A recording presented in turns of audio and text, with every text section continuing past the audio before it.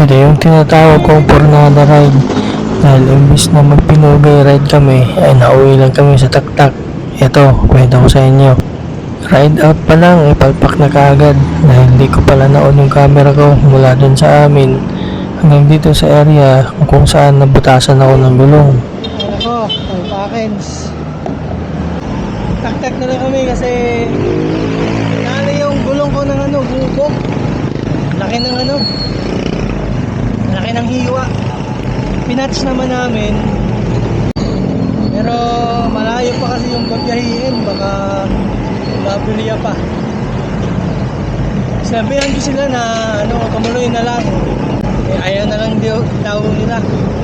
Kasi medyo bitin na rin daw sa oras. Ay nako. Kaya taktak gaming na lang muna daw kami. Kaya ayun, change plan kaagad, U-turn na lang kami at pumunta ng taktak para magkape.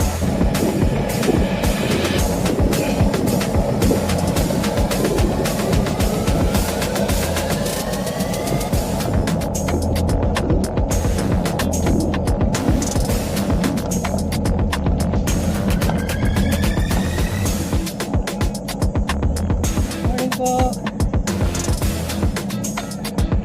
Morning.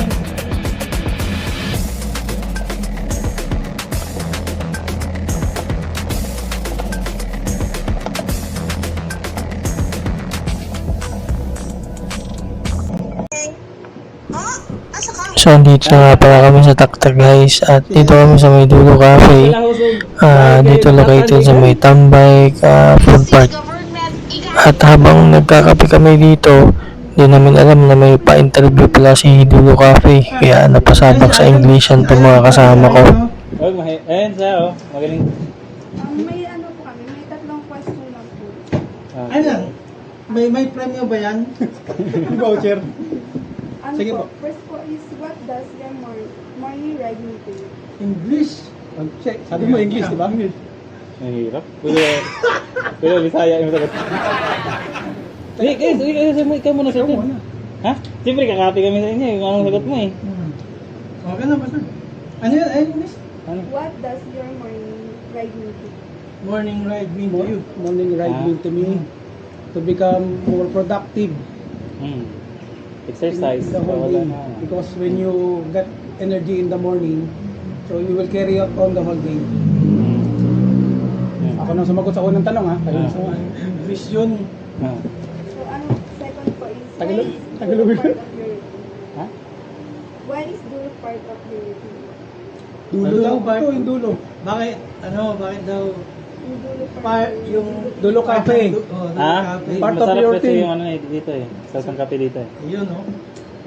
Mas maganda rin yung ambience dito. Yung third po is, how does coffee yourself sa tone for your career? Ano yung gusto? Translate mo. Ano raw? Hindi. How does the coffee set the tone for you today? The coffee to give us refreshing. Mapagising. Pampagising. Sa buong araw. Refreshing. Because when you ride, going here, so tiring. Because of the climb. True. That's why we have to drink refreshing iced coffee Refresh. to re-energize our body. When we go Bagong energy drink na mga siklista. okay. Iced coffee. Thank you po. Bibigyan lang po sana natin Uy, ano yun? royalty cards po. Card. Kumitatak na. Thank you Pag po. nakasampu ka na. Thank you. Pagkatapos ng interview ay tinapos na namin yung kape namin. Tapos kwentuhan lang saglit. Tapos padyak na ulit pa uwi.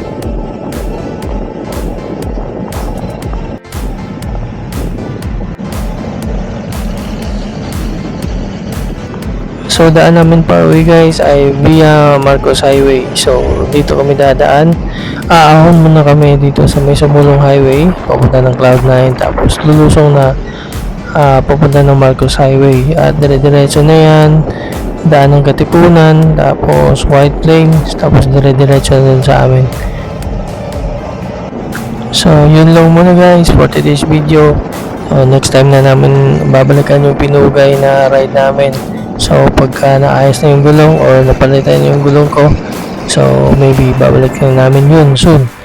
So thank you guys for watching.